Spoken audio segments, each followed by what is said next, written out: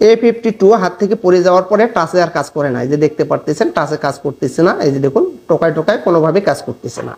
তো এই ধরনের প্রবলেমগুলো হলে তো আসলে কিভাবে কাজগুলো করা যায় সেটা আমি দেখাচ্ছি। যেহেতু স্টিকার দেওয়া আছে তো আমি এটাকে কেটে নিলাম। এই দেখুন কেটে নিয়ে আমি কভারটা খুলে নিলাম। তারপরে যে স্ক্রুগুলো আছে এটাকে খুলে নেব, কারণ এগুলো দামি সেট, এগুলো খুব সহজেই নষ্ট হয় না। যে দেখুন এই যে প্রবলেমগুলো এখানেই হয়। এই যে দেখতে পারতেছেন যে রিবন আছে, এই যে রিবনটা, এই রিবনটা আসলে খুলে সুন্দরভাবে পরিষ্কার করে লাগালে কাজটা হয়ে যাবে। এই যে দেখুন, এই যে দেখুন আমি ভালোভাবে পরিষ্কার করে নিচ্ছি, কারণ এগুলো যখন হাত থেকে পড়ে যায় তখন ডিসকানেক্ট হয়ে যায়। ডিসকানেক্ট হয়ে মানে একটু ভেসে থাকে, এই জন্য কাজগুলো করতে চায় না।